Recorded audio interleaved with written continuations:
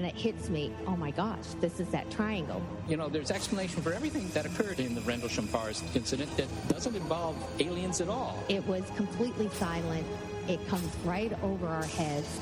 He saw a classic flying saucer really standing in the clearing. He turned over to my father and held his hand, and he looked in his eyes and he said, "We're not alone." Welcome to Podcast UFO for our live show. We're live every Wednesday at 8 p.m. Eastern Standard Time on the Dark Matter Radio Network. Please remember to visit the website podcastufo.com for past episodes, blogs, and forums. During the show, feel free to participate live in our chat room. And don't forget to like us on our very active Facebook page. Hello and welcome to the show. I'm Martin Willis, your host. We have an amazing show for you this evening with guest, filmmaker, and much more, James Fox. And I'm really excited about that. Alejandro Rojas will be coming up with the news in a few minutes, but before that, I have a very important announcement. I'm sure most of you know that Art Bell hung up his microphone, in his own words, for good this time. This happened last week.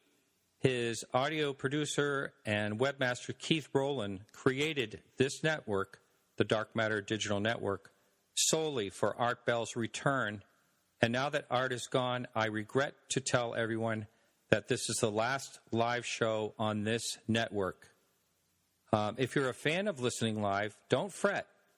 Or if you want to listen in the future, as of next week, this same time slot, this same day, Wednesdays at 8 p.m. to 10 p.m. Eastern Standard Time, please come over to podcastufo.com if you want to listen live, and everything will be right there. We'll have a live stream, a chat room, the same phone number. It's all going to be available. Now, as far as being played here on the Dark Matter Digital Network, please keep checking back because our schedule is obviously going to change here. So if you listen to podcasts only, don't fret at all because nothing at all will change. It's all going to stay the same.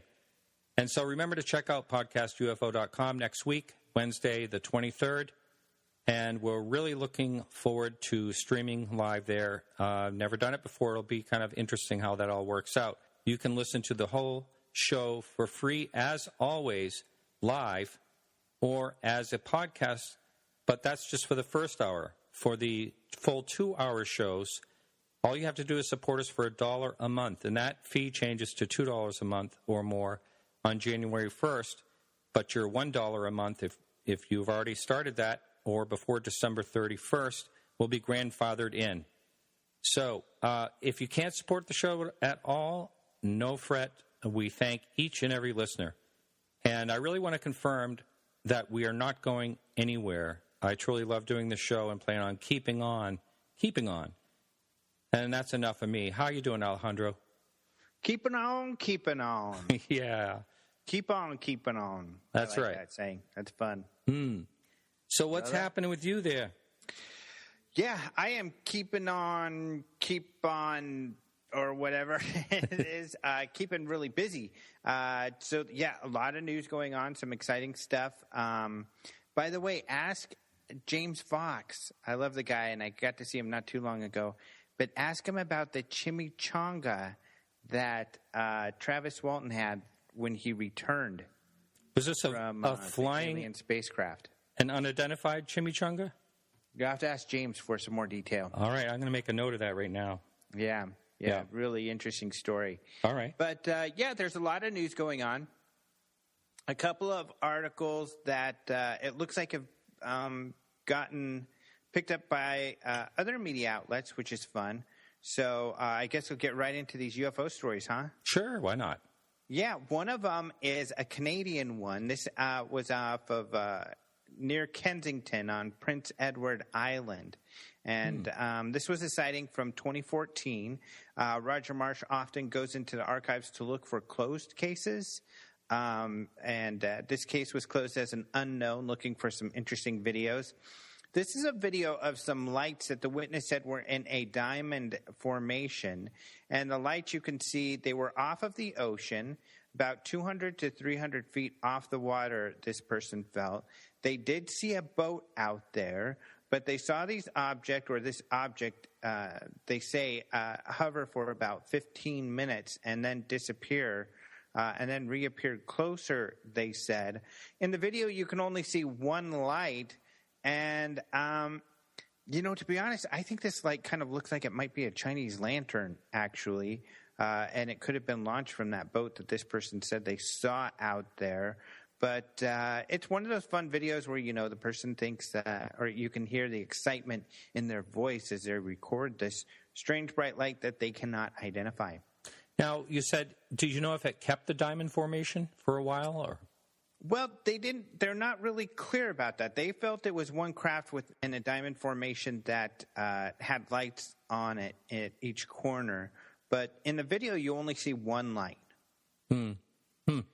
And you can see from the picture, it's kind of a reddish, orangish light, very much like the standard Chinese lanterns.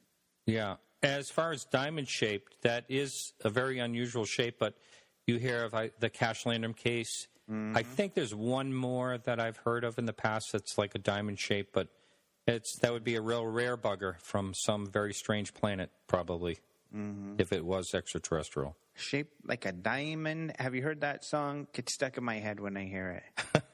I think I've heard you sing it.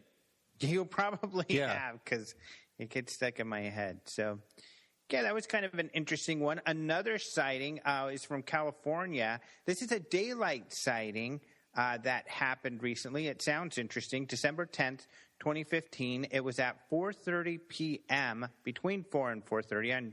And, actually, the case was reported only in December. The sighting happened in June. So it was bright out, and this person saw a V-shaped object in California. This is the witness is at Silmar, California. But this person said that the object looked like it was made of multiple different shaped boxes. Some reflecting, some sparkling. Some of them were pink or rose-colored. So a really interesting sighting here, very different. Any pictures or anything with that one? There's a drawing, but no pictures. Now, I'm going to say something probably pretty lame. There's no way it could be a box kite. I don't know. It's possible, I suppose. They said it was moving in a slow, straight path. I used to live in Cape Elizabeth, Maine, so if you Google UFO Cape Elizabeth, Maine, you'll see a box kite at the park, and as a UFO. And that's the reason I just thought of that right off the bat. But interesting. It's just a drawing's not going to help too much for that one. But yeah, this is near L.A. It's kind of a suburb of L.A., I guess. And some people said that it might be a balloon, but they said they think it was definitely reflective and box shaped, like these little units were box shaped. So yes, that's an interesting. No pictures or anything, just a anecdotal account. However, there's another cool story, and this is the Argentinian Air Force. So, before you and I were even working together, we had written a lot about the Argentinian Air Force opening up a UFO investigation organization. They called that organization the Commission for the Investigation of Aerospace Phenomena, and their acronym is CEFA, CEFA, instead of CEFA, which is a Chilean one. Of course, you've interviewed, as well as I have, the international, the guy who does international reach out for that organization. But this is a different one, Argentina.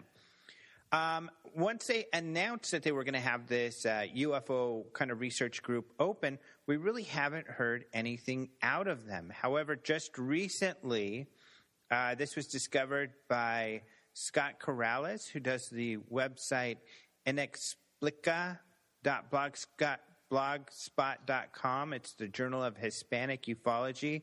He recently posted a story about how Argentina has released a report on their sightings. So they list about a dozen sightings there, all of them for which they feel there were prosaic answers.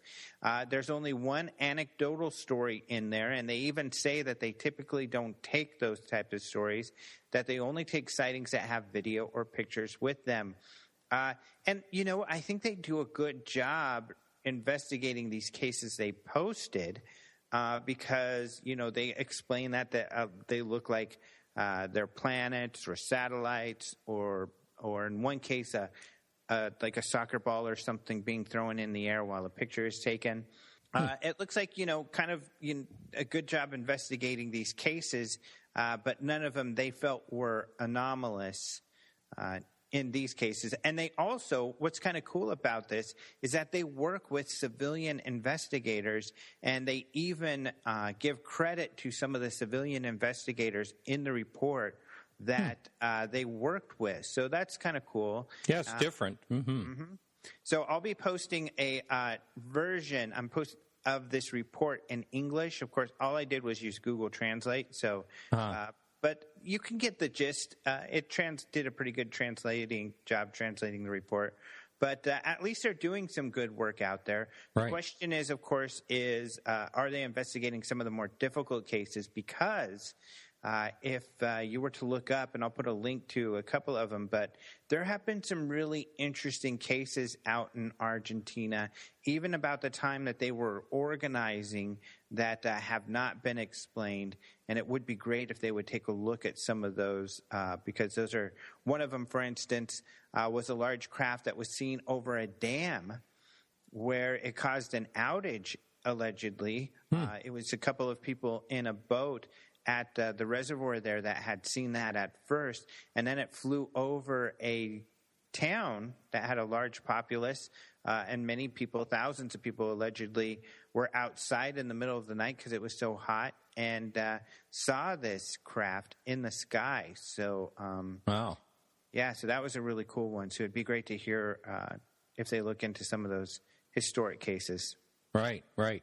I love the fact that, you know, associations within a government gets involved, like in Chile and Jose Lai you were speaking of earlier. All that is really good, and you know, it just leads us toward a better path of trying to discover what these things are.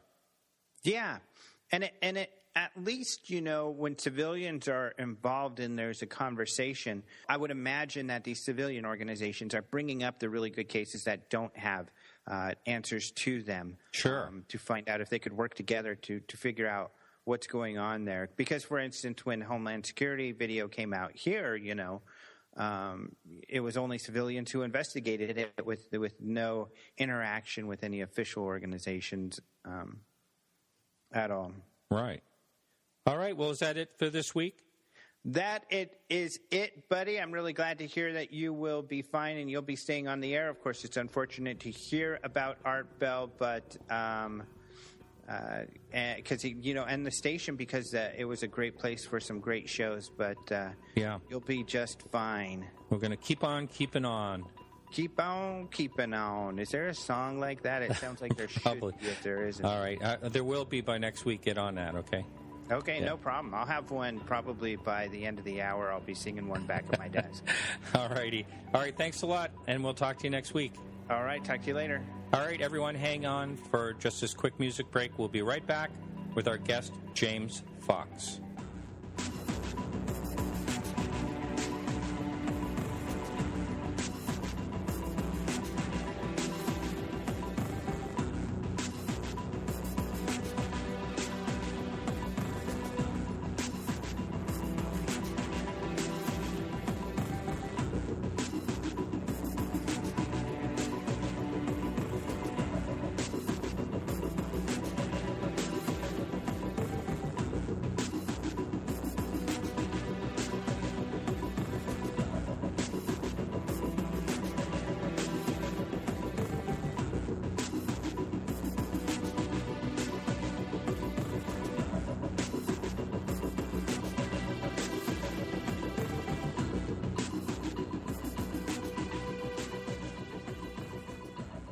James Fox, how are you?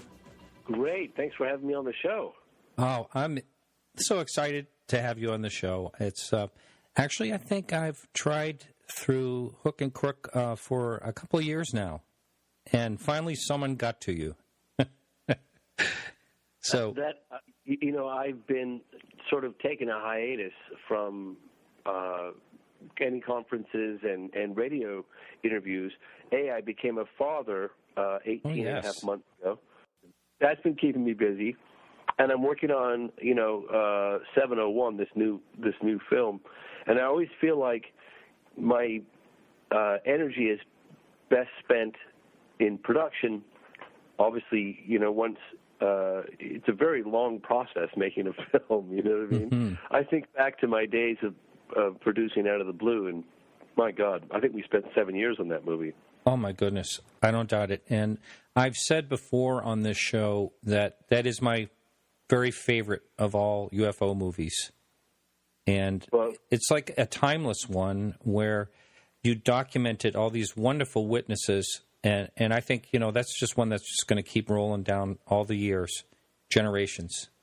Well, I thank you for saying that, by the way. My vision with that, it's funny, when you embark on a particular project, you have a certain vision of how you expect something to materialize.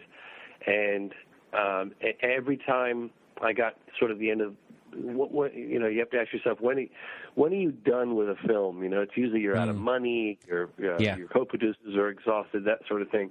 But every time, we would finish a cut, I would look at it and I think, gosh, it's just not right. And the third time round that happened was in 2002, and we were exhausted. I mean, we'd pushed and pushed and pushed for 4+ years, and it was just, we were out of steam. It was just time to sell it, and we sold it to NBC Universal, and it did fairly well. But in the back of my mind, I kept thinking this film could be better. I know this film could be better. There were certain interviews I didn't get, and so when I got a letter in 2005 or late 2005 or early 2006 from NBC Universal saying they were not going to renew the broadcast option, I thought, maybe I'll revisit this film and make it better. So I did, and I spent a couple more years on it, which had a new release. I Know What I Saw, that one, or the same one? Well, it's completely, we replaced, I think, we took out about 25 minutes of previous material, maybe added 30-plus minutes. We made it all widescreen, 16:9, all new graphics, new animation. A whole lot of work. We over 2 years. Wow. But the funny thing is, now I look at it and I think, I can make this better.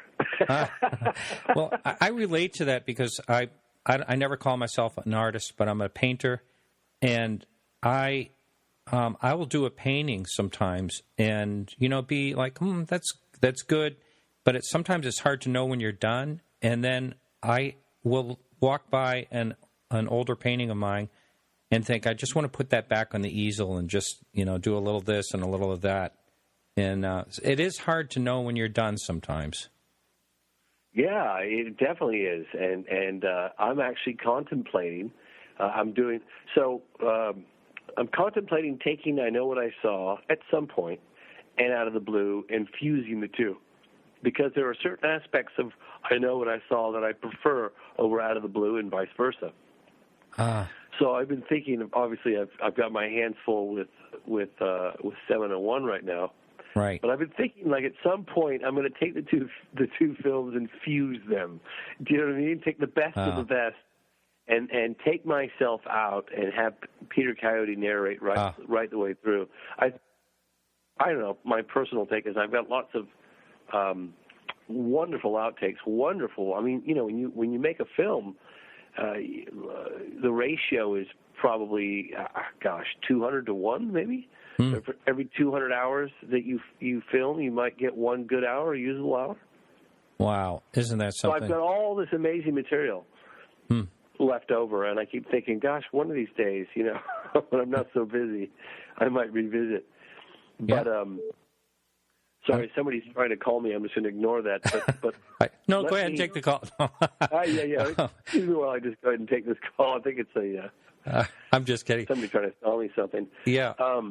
So let me tell you, one of the regrets, I remember when I sold I Know What I Saw, and I had very high hopes for that film's success. And my objective from day one, back in the early 90s, would be to put together a body of evidence that could be presented and digestible by mainstream. And I felt like there is a significant amount of very credible evidence out there in the UFO world. But it's just a matter of whittling down to get to that core. And that's always been my objective with filmmaking. And I think I got relatively close with I Know What I Saw, but we fell short with distribution. We ended up distributing through A&E, and I remember being totally disappointed about the whole sale, and we sold it for $500,000, and I was disappointed about that.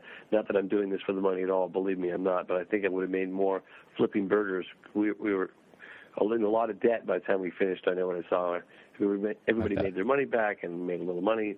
That was fine. But I was disappointed. I remember my father pulled me aside. My dad was a mainstream journalist, and I worked for him for years because he was paralyzed with multiple sclerosis. And so growing up, I was kind of his legs, his secretary, his chauffeur, that sort of thing.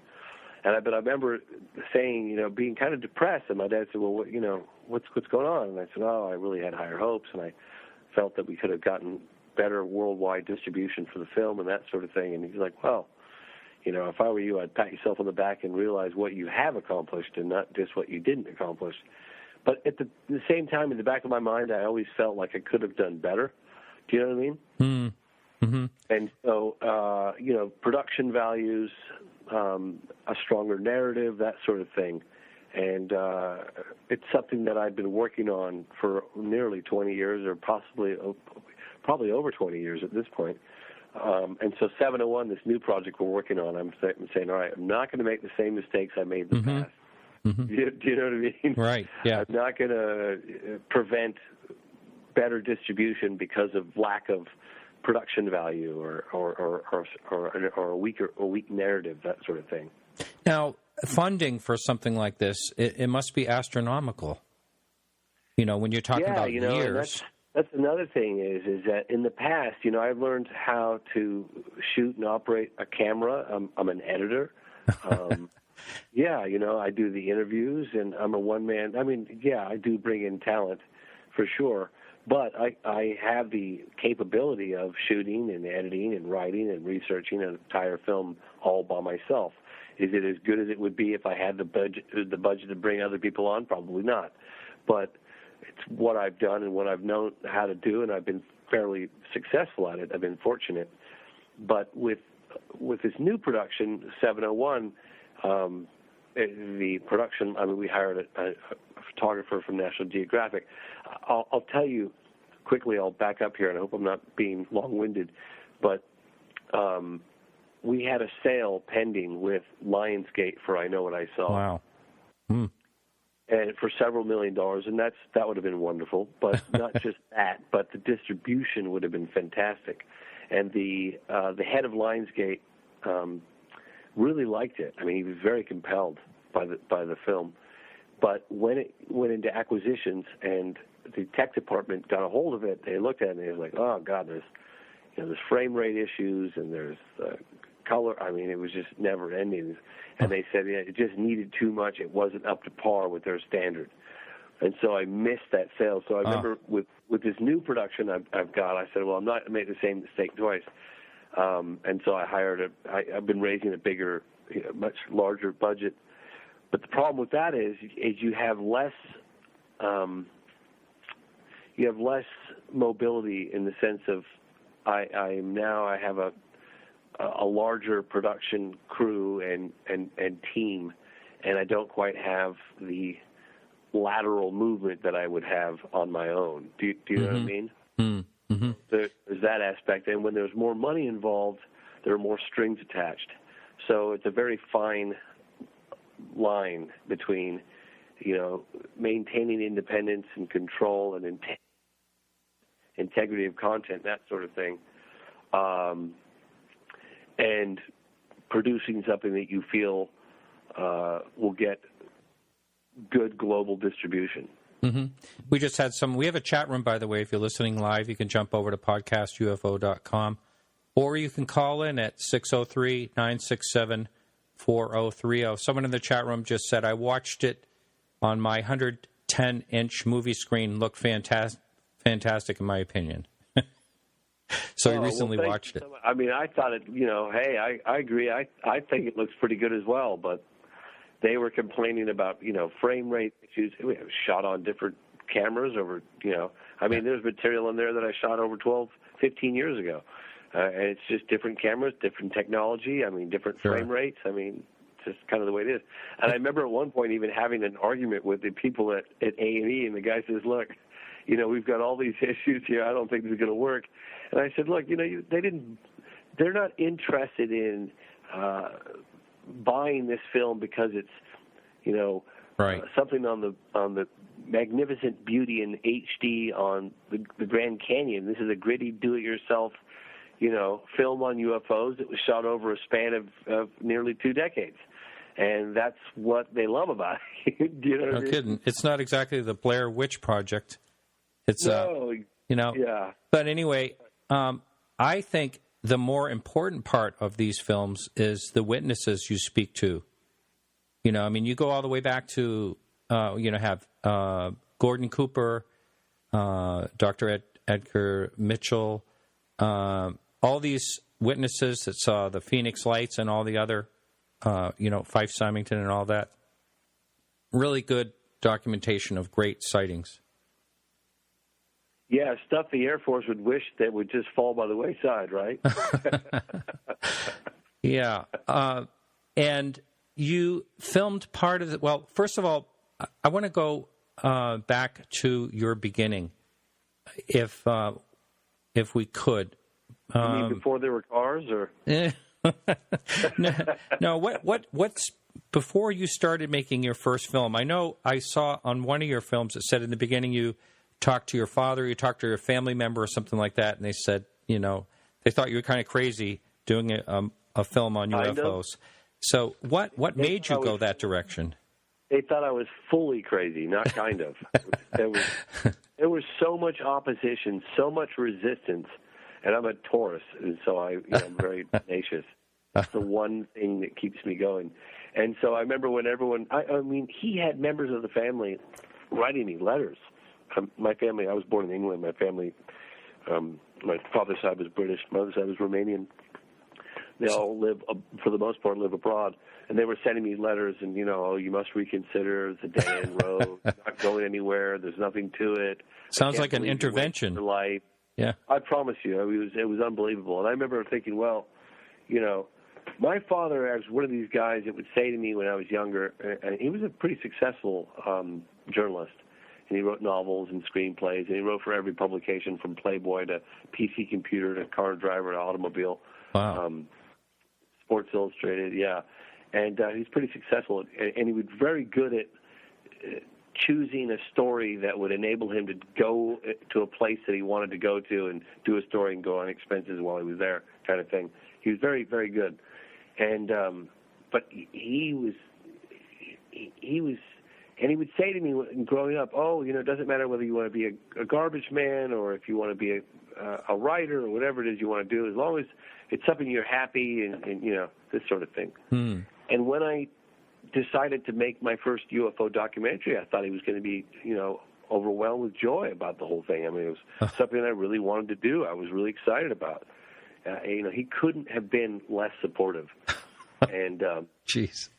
Wow. Yeah, no, I promise you. And not only that, but the rest of the family as well. That was probably the thing that got me to finish my first film. It was the first one I did. I sold to Discovery Channel. I think within less than 6 weeks of completing it. It took me about 4 years. Is that UFO's 50 Years of Denial? Yeah, UFO's 50 Years of Denial. Which is a decent little piece. It was a good educational piece for myself, and it was a good starter, I think, for the time. I think it's aged relatively well. It's got some good archival material in there, which is great.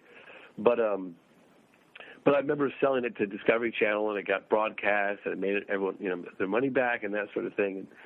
And the family was shocked, to be quite honest with you. And at that point, I had no intention of doing another UFO film. I mean, I was done. I was moving on to other things. I had other interests. And I got led into, I don't know if you want me to, I'll bore your listeners to death if I give you the full details of it all, but how Out of the Blue was born was basically, I had requested interviews, people like Gordon Cooper and on camera with Edgar Mitchell and a handful of others for 50 Years of Denial, and I just got so many letters of denial, no pun intended, that after I finished and the film was broadcast, I got a couple of acceptances, and I got an invitation to Russia that I kind of went with. Wow. And one of which was Gordon Cooper, Edgar Mitchell, and I got to interview some active military officials and a retired cosmonaut in Russia. And at that point, I thought, well, gosh, I guess I'm going to produce another film. And that was the birth of Out of the Blue. Wow. So it was never like, all right, let's do this, mapped out, here's what our plan is, here's how, raising the funds was always, it's always challenging, raising funds. It's never easy. And you just have to, you have to push on. I mean, if I would have waited for funds on anything I've ever produced, I would have never done anything. I remember when I put together the National Press Club, it was like early 2007, and I booked the ballroom, which is the largest room at the National Press Club, for this event where I was going to be flying in all these high-ranking military and government officials from multiple countries. And I remember just booking, I put it on I had a credit card. I just put the deposit down on a credit card, and I hung the phone up. My younger sister, Kelly, looked at me and said, "Are you out of your mind? What did you just do?" I said, "Don't worry, the rest of the money will come." What are you going to get? How are you going to fly all these people in? I said, "Trust me, when you set your sights on a goal, there's a lot of people want to do those things, but they're too smart to realize the difficulties in putting something like this together and like all the intricacies. And I'm just dumb enough to think I could pull it off, and that's pretty much why I've managed to pull it off." Wow. Do you know what I mean? Yeah. So the more you know about how difficult it is to do, the less likely you are to go for it. Yeah. If you don't take chances, you just stay stuck. So I think that's great that you actually would take a chance. And how does your family take to the subject these days? Oh, my dad died a couple of years ago, but he was my biggest fan. He was. I took him to the interview with Gordon Cooper, and that was a turning point for him. Just because he was an iconic figure of my dad's generation, and why would this guy? He wasn't charging anything. He had no axes to grind. He was just like, look, this is what happened. This is what I was a part of, and this is the truth. And you can believe me if you like or not. And my dad walked away from that, and he thought, my God, that guy's got to be telling the truth. And then he started looking at that's the biggest thing. It's like getting people to look at the evidence. A lot of times, like Stanton Friedman says, don't bother me with the evidence. My mind's made up. I mean, that's the mindset you're dealing with this whole phenomenon. It's like, people don't even want to look at it. And I'd say to people, I get criticism all the time, and I'm open to criticism. I have no problem with that. I am open to skepticism. But at least review the evidence first, or at least take a look at the film. If a critic looks at my work and then rakes me over the coals intelligently and systematically, fair enough. But if he doesn't even look at the film and he rips me apart, that frustrates me because you'll find that 99.9% of the time, no matter how skeptical somebody is, that they actually review the credible evidence there is behind this phenomena, there's no way they could sit there and say there's nothing to it. I mean, the only speculation, really, at the end of the day is who are they, where do they come from, what are they doing, and why are they here? Right. Well, speaking of criticism, let's talk about chasing UFOs. Yes. Now, I'm just teasing you there because... my finest hour. I watched the show, but, sorry. I know. I understand, too. You're not going to get that. You're not getting that time back. You realize that. But after speaking with people like Travis Walton, who did an episode. He was telling me, there were some unhappy people there because of what was happening on the cutting room floor. And I just wanted to hear your side. I don't know if you can speak freely about... Oh, totally. I can speak freely, and I spoke freely and almost got myself sued by National Geographic. That's what I was wondering. Yeah, no, I badmouthed the show before it even came out, or actually the first one I think that came out. But you know with television that you've got to make something entertaining, and you're going to cater to a younger audience, and that's fair enough. So you have 15-20% of fluff, which is just silliness, and then 80% of some good nuggets of knowledge on the subject, and fair enough, we're willing to go with that. What they ended up doing was doing 90% fluff and 10% of good material, and that was the frustrating bit. I remember one of the best things that came out of meeting Ben was great. Ben McGee is a wonderful guy. Very, very intelligent, wonderful person. My God, they could have really done wonderful things with him. But I remember, and then there was also another photographer who I met who's been David West, and I met him he actually helped me shoot a lot of 701, which is great.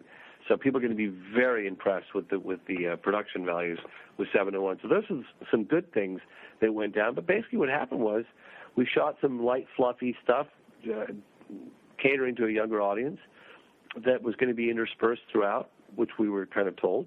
And then what they did was they just left all the really good stuff on the edit room floor and put all the fluff in, and then hyped it all up.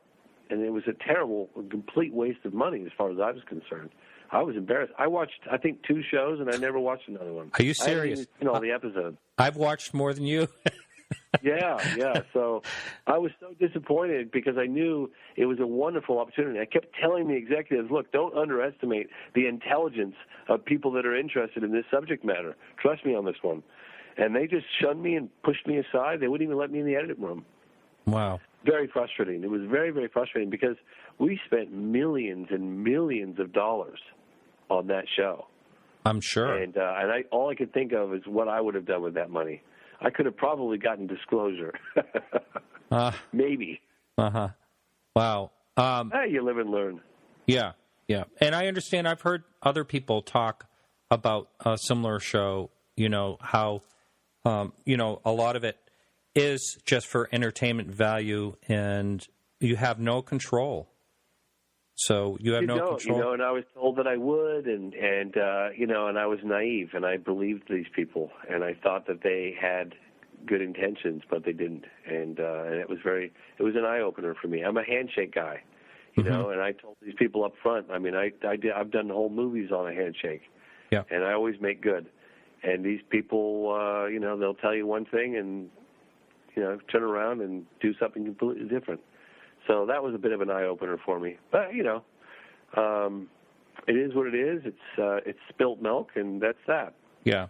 Well, there's still some publicity one way or another. Maybe not the type of publicity you would like, but still it's still something that will show when you need it, it's there. Yeah, well, I could cross it off my bucket list, right? Yeah, okay. Made an idiot out of myself on National Geographic Channel. All right. So, moving right along. Going back, I don't know if you quite answered the question. What sparked your very initial, like in childhood, or where did you become interested in UFOs? No comment. Next? No kidding. I'm just kidding. Well, it's funny, actually. I don't generally go into this often, a handful of times, and it's not like I'm trying to hide it, but I just don't generally discuss it because I don't want people to think that my drive behind this phenomenon has anything to do with my personal experience, which it doesn't. But years and years ago, back before there were cars, I had a sighting with a girlfriend of mine, and I wasn't interested in UFOs at all. If someone had mentioned UFOs, I thought they were a crackpot. I mean, honestly, I really had zero interest in this phenomenon. And we were in bed together, and it was probably, I'm guessing, probably late 80s, maybe 89. And there was like a 5-foot by 5-foot window to the right of our bed looking out to it would have been the west. And probably maybe 100 feet off the ground, about 11 o'clock at night, she turns to me and she's like, "What the hell is that?" And I look out the window and I see this object that was shaped like an egg, or maybe like it looked like about the size of a Volkswagen Bug, and it was hovering, which looked just above the treetop, right out the window. I mean, to the point where you had to squint a little bit to look at this thing. I mean, it was right there, and maybe a little smaller, but somewhere in that size range was my guess. And I said, and it was kind of pulsating, like it was breathing or something. You know what I mean? Wow. Like it was like getting dimmer and then brighter and then dimmer and brighter, but it never went all the way out. It was always lit. Just sometimes the intensity varied. And I said, I don't know what that thing is, but whatever it is, I get the impression it knows we're looking at it. She said, I feel exactly the same thing. And so she says, close the blinds. I can't look at this thing anymore.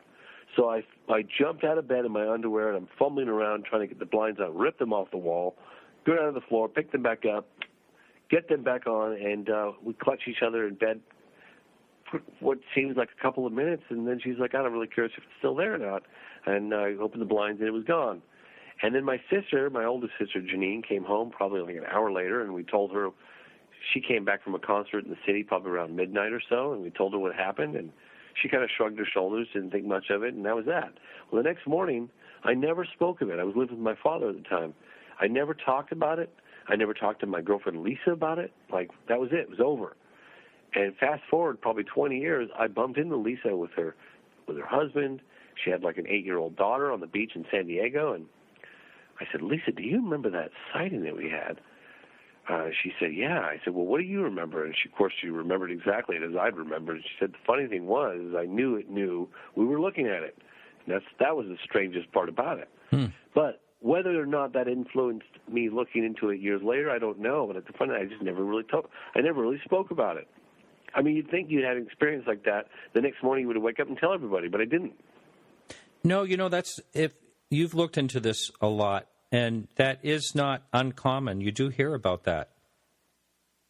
People don't want to talk about it. It wasn't like I didn't want to talk about it. I didn't even think about it. Wow. Yeah, that is. Didn't even. I never thought about it.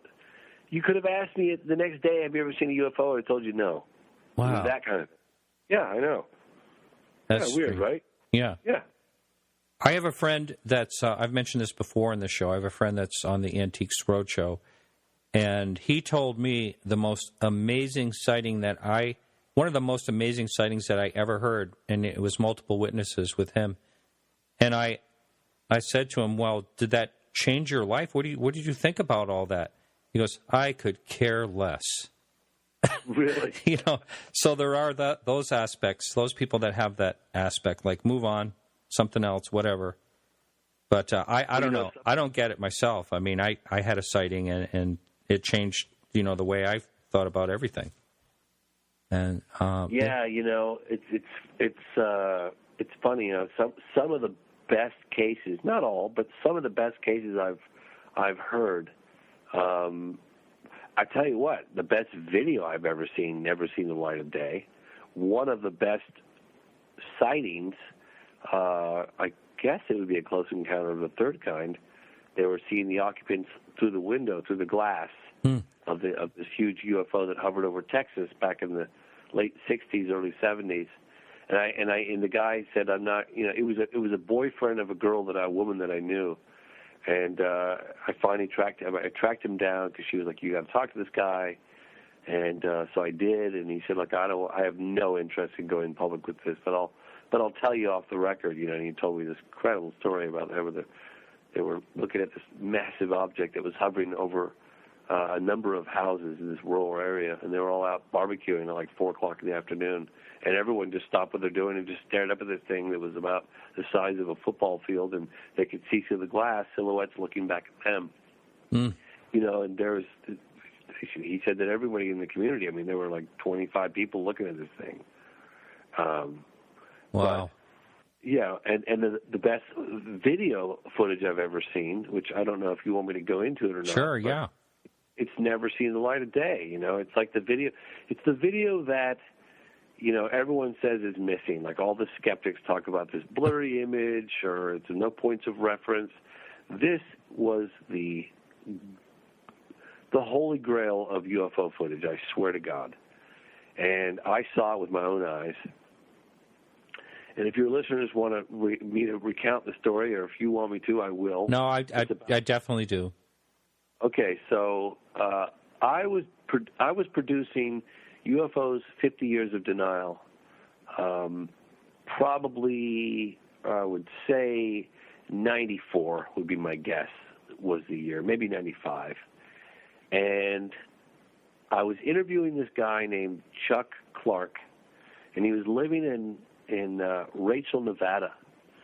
You know, the little town of Rachel where they have the little inn and that sort of thing, you know, off of highway, was it 378? The extraterrestrial highway. Right, yeah. 278, 378, I can't remember. But anyway, he lived out in a trailer, kind of not too far from, this is when Bob Lazar was coming out, or it was really popular. I guess Bob Lazar came out in 89. Was it 89 or something like that? Anyway. Yeah, that's right. But this is when Bob Lazar was pretty popular, and there were people doing tours of Area 51, and it was kind of a big deal. I'm guessing around 95, but I could be off on the date. And so I was interviewing this guy Chuck Clark, and he was a amateur astronomer. I remember going out under the night sky with him in the desert. It was a lot of fun because he knew all different star constellations and planets, and he had these high-powered telescopes. And he also knew where you could go and not go, right, to get a view of S4 and the base, Area 51 base. I think that the BLM or the military has changed a lot of those things today, so you can no longer go up onto these vantage points and look down onto the base. But in any case, you know, and he had photographed some interesting secret aircraft coming in and out of hangars, and he had an experience where he saw this orb perform these amazing maneuvers, and I was interviewing him as part of it. And in fact, he's actually in my film, 50 Years of Denial. So I get a phone call from him at home. I was in Northern California. And he says, James, I've got something you got to see. And I said, well, you know, keep in mind, Northern California, Area 51 and Rachel, Nevada, that's a long, long way away. I mean, a lot of driving. He said, I've got something you have got to see. And I said, well, what is that? He said, well, let's put it this way. When you see it, your jaw's going to hit the floor. So I said, okay. And I know this guy's a pretty level-headed guy. I mean, he wouldn't just say that if he wasn't serious. So I said, all right, I'm coming now. I jumped in my car, canceled all my plans for the next 2 days, and off I went.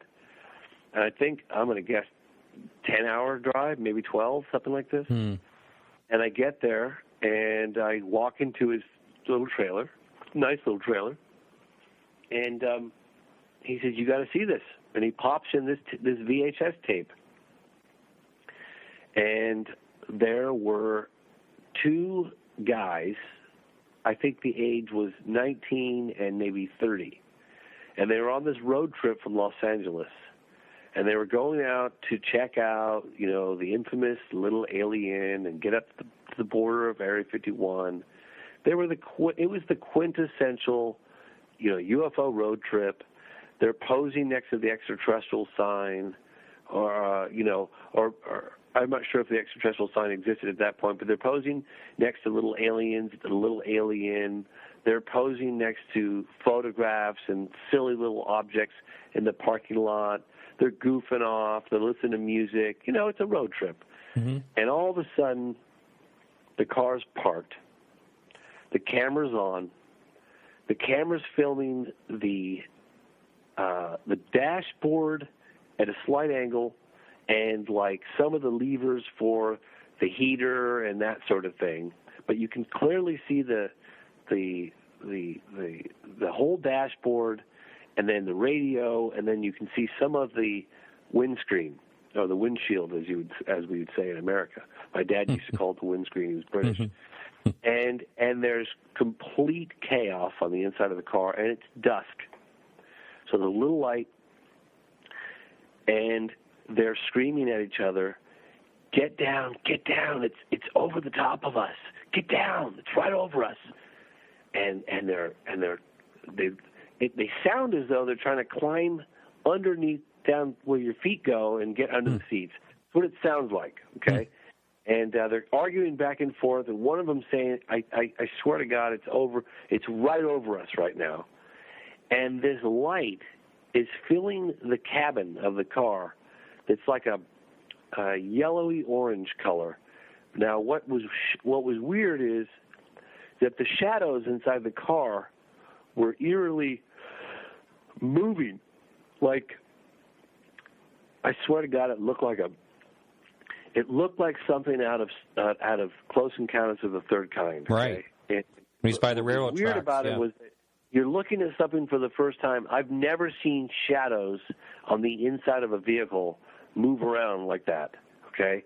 It was like if you could take a light source, a rather powerful one, and you could put it on a pendulum, and then you can have it rocking back and forth, but not even back and forth, almost like in a circular motion or something.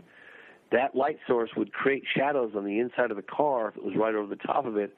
That would be moving around in a way in which you've never seen anything like it. I promise you. The shadows moving inside that light source. I'm sitting there going, "What the hell is over the top of them?" You know. And so it pretty bright too. It wasn't like, is that a light? It was like bright. And then one of the guys, the younger guy, says, "I'm going to get out." No, don't get out. He's screaming. They're really hysterical. Sounds like Travis Walton. Pretty hysterical. I mean, it was a lot of excitement, a lot of fear, a lot of ambivalence. And this younger guy was getting out against the will of his passenger, of his partner, and he gets out of the car with the camera. And you can see, like, some tumbleweeds. It's dusk. It's not dark. It's not light. It's dusk. And then you can see some tumbleweeds. You see the desert. They're not on the road. They're pulled over somewhere in the desert. I don't know how far from the road they were. And the camera pans up to this object that looks like it's about as high up as the top of a telephone pole. Maybe a little higher, but not much. They're filling probably a third of the screen is this disc that is so flippin' perfect that it's like, it looks like magic is the best way. I mean, it just looked, you've never seen anything like it. And it's like, if you take a pie, okay, and you cut this pie up in even slices, like if you get a long knife and you cut it perfectly symmetrical and even slices, but then you don't remove those slices, but you have the seams where those pieces of pie could be removed, but they're not removed, okay? Darker, they're like darker, so they're not glowing like the rest of it is. And when I say glowing, it was like there was no light source. If you've seen phosphorus on a beach where it's like it's glowing like that, that's what it looked like. It looked like the whole thing was just glowing. It wasn't like a light bulb on it or one light on the inside that was radiating out. The whole thing was alive is what it looked like, okay? Wow. But there were these seams in it, like these lines that were less bright. So somehow those seams were affecting the brightness. So it was less bright there, like it was cut up but not taken apart. I don't know how else to describe it, okay?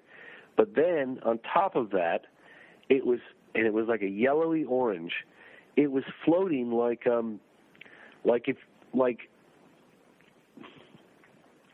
if you can imagine a vessel, or if you can imagine a boat on a, not a really rough sea, but a kind of rough sea, like kind of wobbling, like it was just magically floating, but it was kind of like it was on a wave or something. It's really hard to describe because I've never seen anything like it. But all I could think of was, oh my God, this is the most amazing footage I've ever seen. There wasn't a shred of doubt in my mind that this footage wasn't authentic, okay? I mean, I would have put my life on it. It was the most amazing stuff. This is before a lot of the easy access to special effects had come out. And right. The kid says on the camera, you don't see him, he's holding the camera, he says exactly what you're thinking. He goes, oh my God, like this, okay? Mm-hmm. And then a beat later, the camera shuts off, and that's it. And that was the end of it. Wow. I looked over at Chuck Clark, and I said, this is the footage we've all been waiting for. Right. And Chuck said these guys are terrified that they filmed a secret aircraft that the Air Force is testing out there. They feel like they're going to be hunted down and killed. I said, Chuck, this footage has got to get out there. Give me a copy of it. You know, I mean, in all honesty, I feel like I should have, now in retrospect, probably 20 years later, I should have stolen that footage, to be honest with you, because I would have gotten it out there for the world to see. That footage has never seen the light of day. And are you following up with him? Following up with him? Let me tell you how much I followed up with him. I offered up to $20,000 to just get me in touch with those guys because I had investors that were like, they believed me. Mm-hmm. And said to me in 2002, if you ask me again, I'll never speak to you. And, of course, I asked him again. And now he won't even return my calls. But I swear to God in my son's life that Chuck Clark has that footage or had that footage. Now, whether or not some government people came and ruffled his feathers, took it away from him, told him not to talk about it, I have no idea. But that film footage existed, and he had it. And I saw it. Wow. And it was the best footage I've ever seen in my life. Wow, amazing. Well, while we're on this subject, we're getting really close to our top of the hour, but you had a thing out there where, and this probably has to do with the same investors or different ones, where you were offering $100,000 for a, how did that go? Was that I can't remember what your reward was. Yes, so we did end up coming up with something pretty impressive, but there's a lot more to that story, and I don't want to be rushed. So I don't know if that's something that we want to revisit in the next hour. I'm happy to go into it. But yeah, to answer your question, we do have some physical evidence, and without sounding paranoid, we've been very secretive about this evidence, and there are a number of reasons why we're justified in feeling that way.